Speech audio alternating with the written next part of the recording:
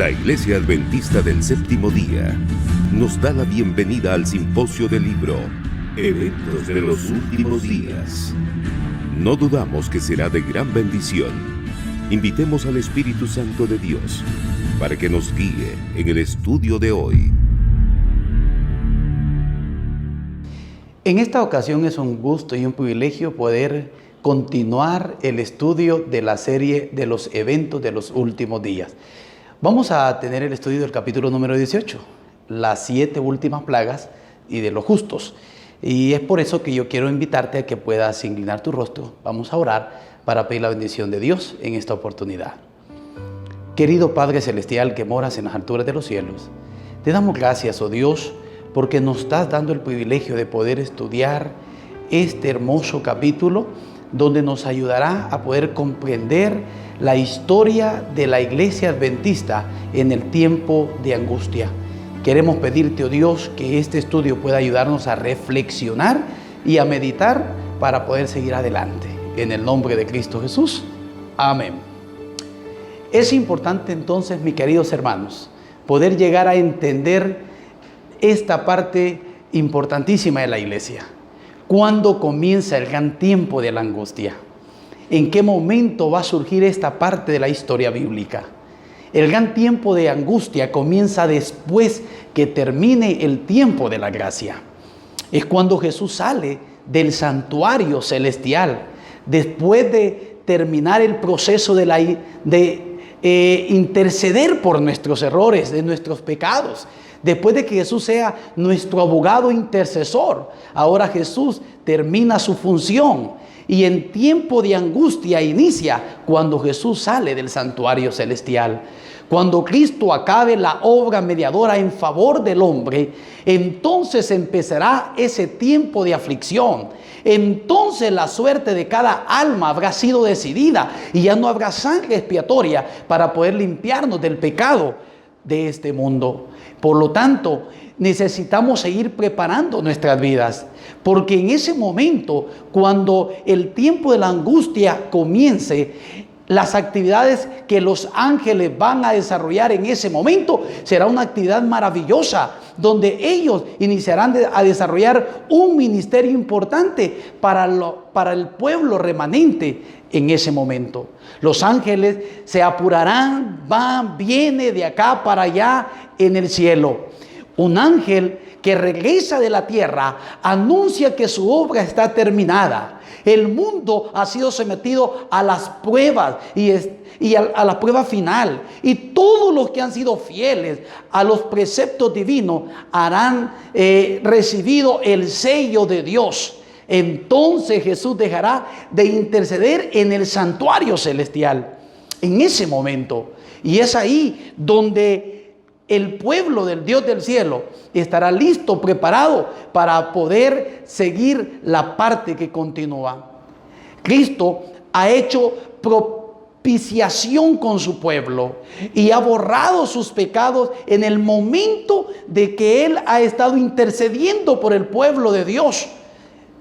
El número de los súbditos o el número de las personas que serán salvadas estarán listas, porque el tiempo de la gracia terminó. Jesús salió del santuario celestial y los que lograron entrar en ese momento serán llamados el reino de Dios y el señorío y la majestad de los reinos debajo de todo el cielo. Y estos hermanos, grupo remanente que estará listo para poder recibir la heredad de la salvación y de Jesús, para poder tener a Jesús como el Rey de Reyes y Señor de Señores en esta tierra.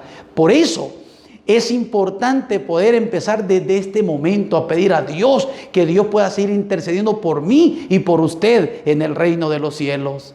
Porque cuando sea el momento del tiempo de angustia, no habrá tiempo para poder recibir el perdón. No habrá tiempo para poder confesar nuestros pecados, porque todo habrá terminado. Y los que lograron encontrar la gracia con Jesús antes de que el Rey de Reyes saliera del santuario celestial, Cristo Jesús, lográramos encontrar esa bendición.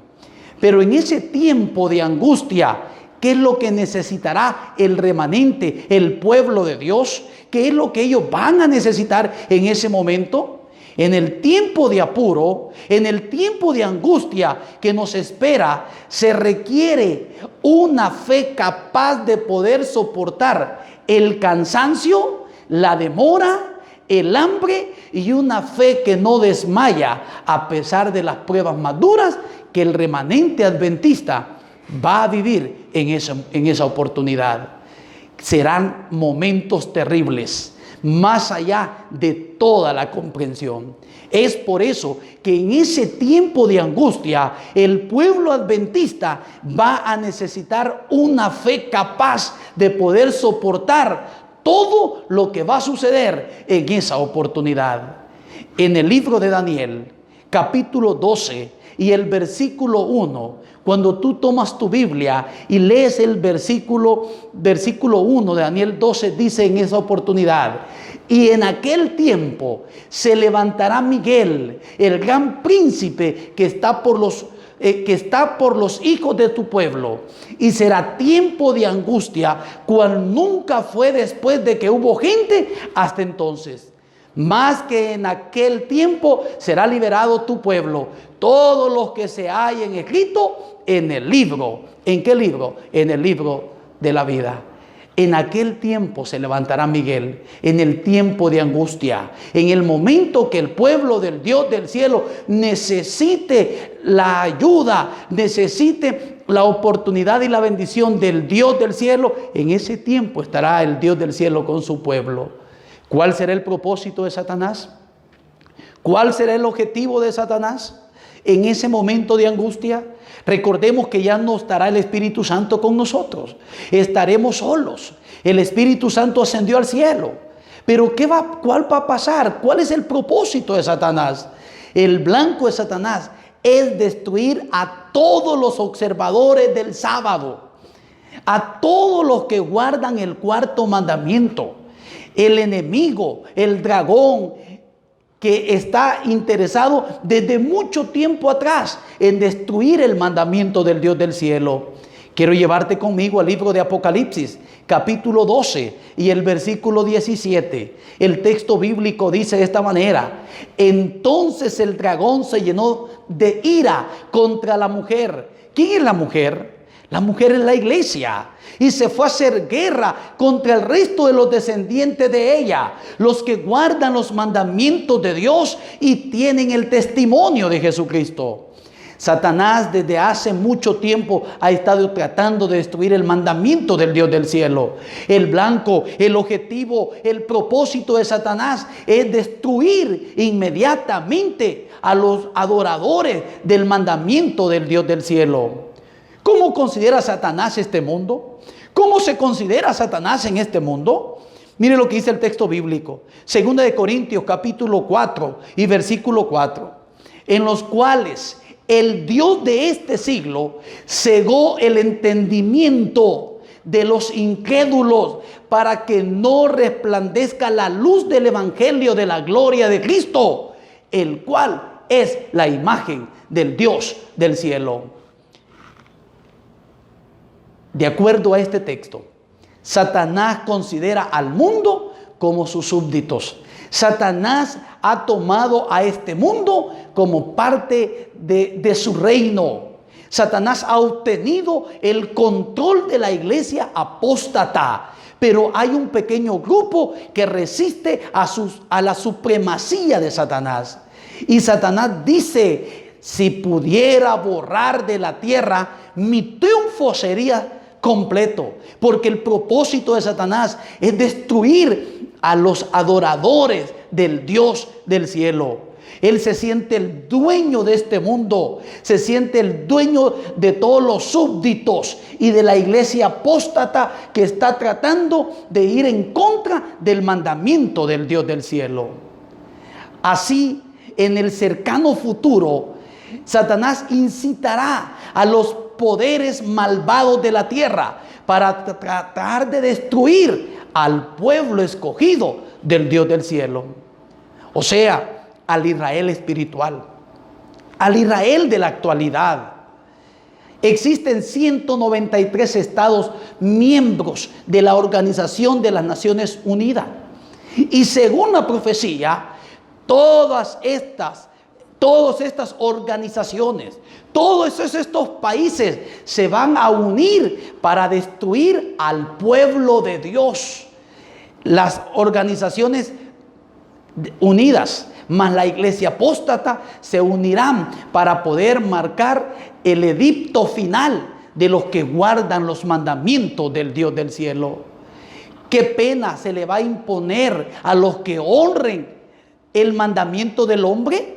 O sea, el guardar el domingo. ¿Cuál es la pena que ellos van a recibir? El libro de Apocalipsis capítulo 13 y el versículo 15 dice de esta manera: y se le permitió infundir aliento a la imagen de la bestia, para que la imagen hablase e hiciese matar a todo el que no la adore.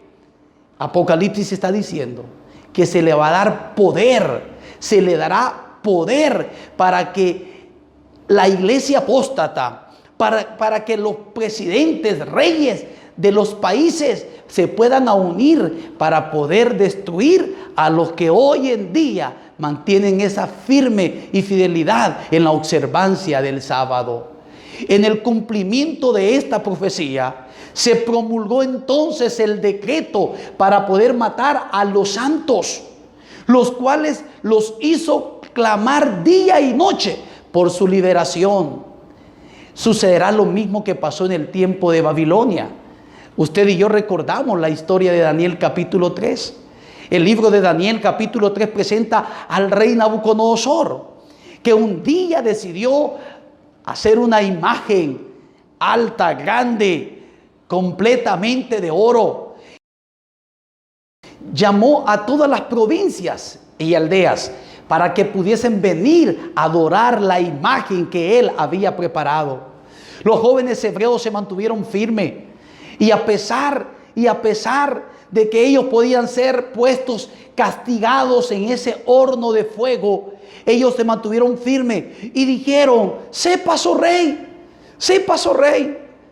que si vuestro Dios a quien nosotros servimos no nos libra de tu mano, no inclinaremos a esta imagen. Aquellos muchachos se mantuvieron firmes y fueron echados en ese horno de fuego. Así como Nabucodonosor, el rey de Babilonia, emitió un decreto por el cual todos los que no se postrasen y adorasen a su imagen serían muertos, de la misma manera se va a proclamar en todos los que no puedan reverenciar la institución del domingo, serán castigados con prisión y con muerte.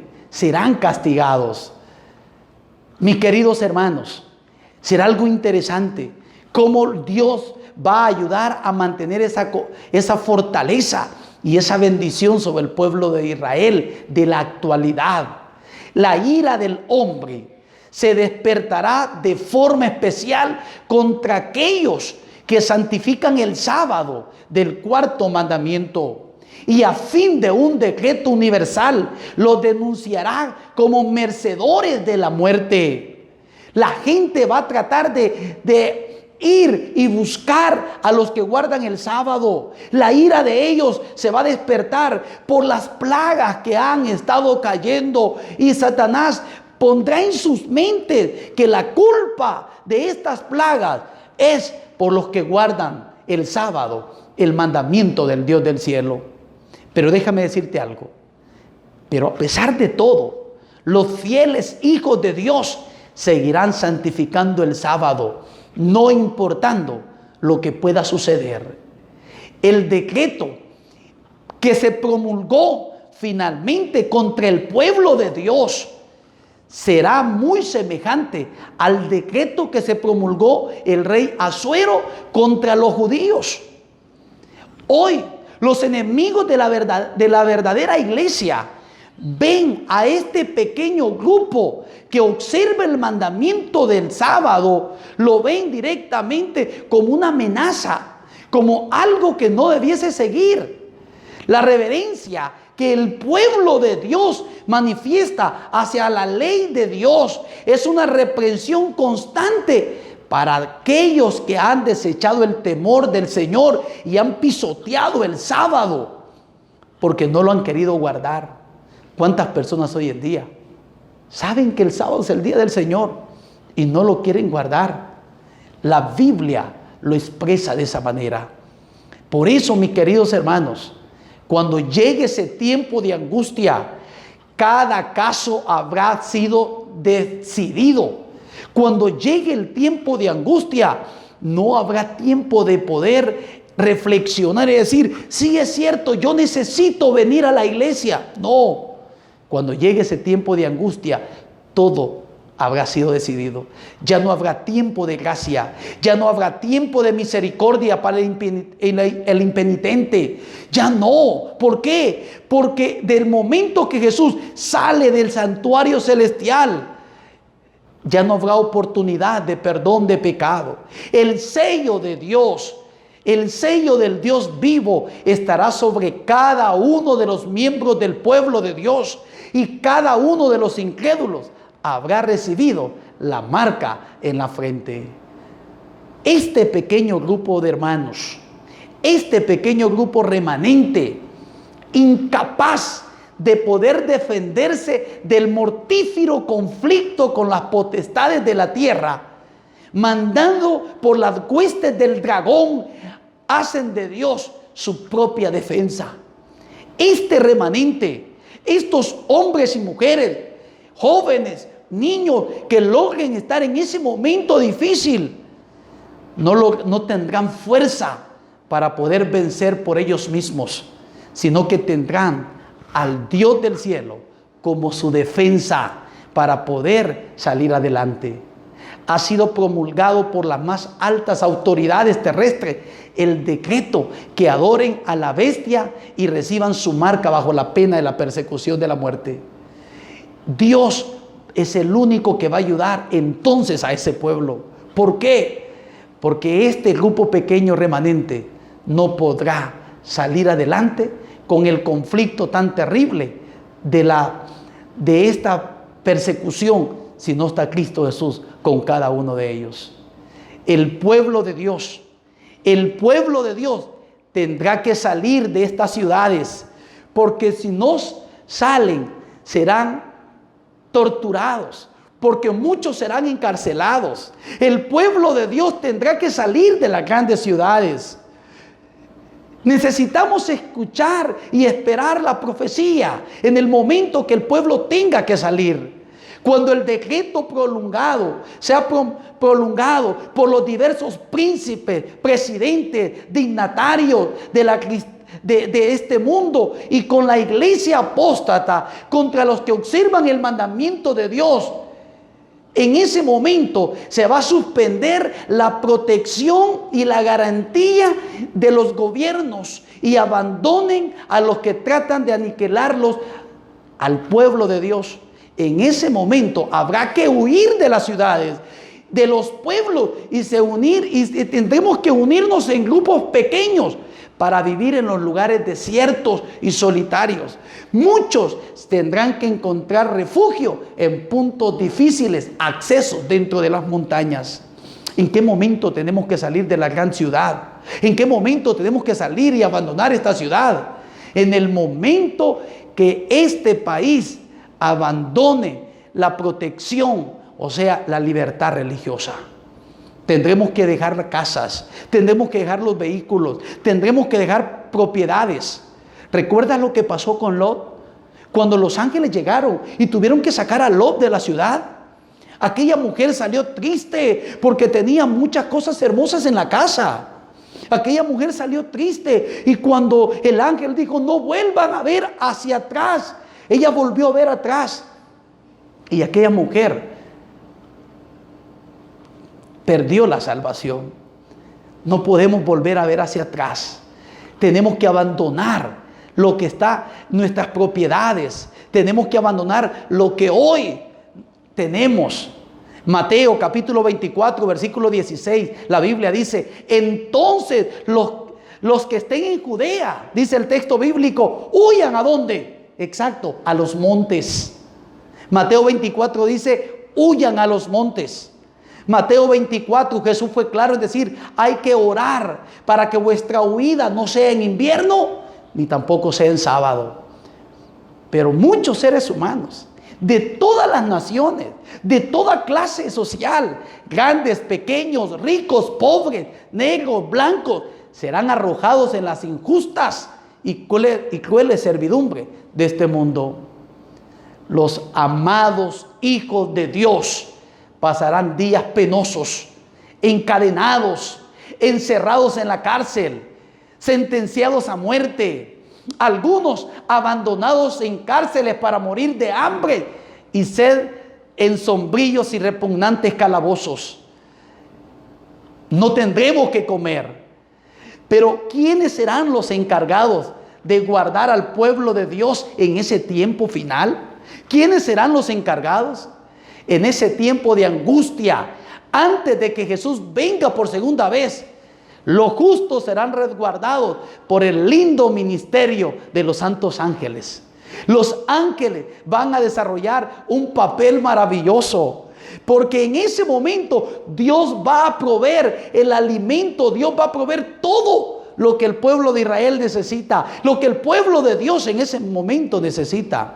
Nuestro pan, nuestras aguas nos estarán asegurados en aquel tiempo y no sufriremos escasez, ni siquiera vamos a sufrir hambre, porque Dios puede preparar una mesa para nosotros en el desierto. Y si fuese necesario, Dios mandará a los cuervos para alimentarnos, así como Dios un día alimentó a Elías. O también Dios puede hacer bajar maná del cielo para que podamos comer, así como los israelitas comieron en aquel entonces. Tú y yo tendremos la bendición más grande de que Cristo Jesús nos dará esa protección. Dios proveerá. El precioso Salvador nos enviará ayuda en el momento mismo en que la necesitemos. No estaremos solos, porque el Dios del cielo está con nosotros.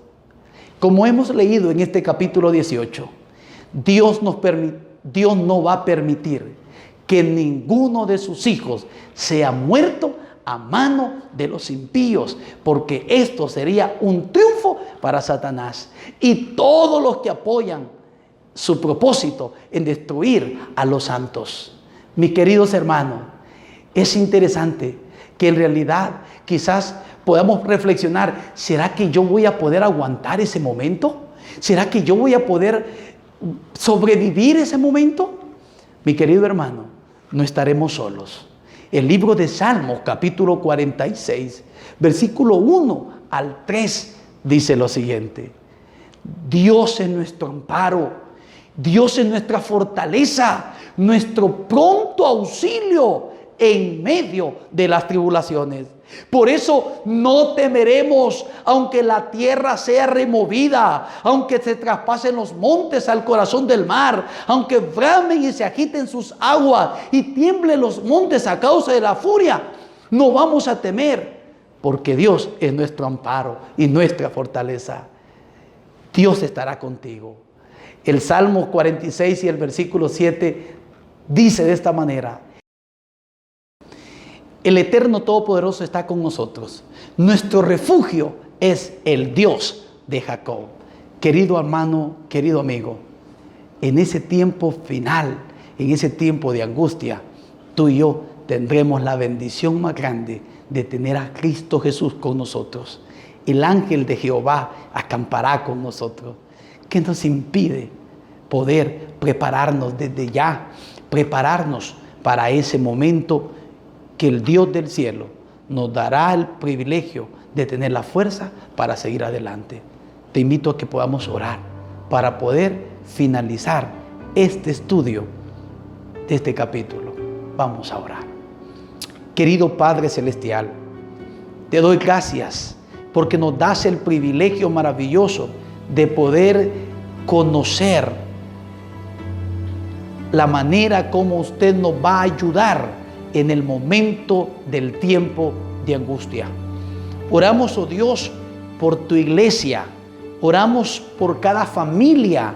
Oramos por cada joven, cada niño que necesita prepararse para poder tener la fuerza necesaria y poder poner en alto el nombre del Dios del cielo como debe de ser puesto. Oramos, oh Dios, para que usted pueda bendecirnos, para que usted pueda permitir que el estudio de la palabra de Dios, el estudio de este libro pueda formar parte de una bendición para nuestras vidas. Lo rogamos, te lo pedimos que pueda estar con nosotros. En el nombre de Jesús. Amén.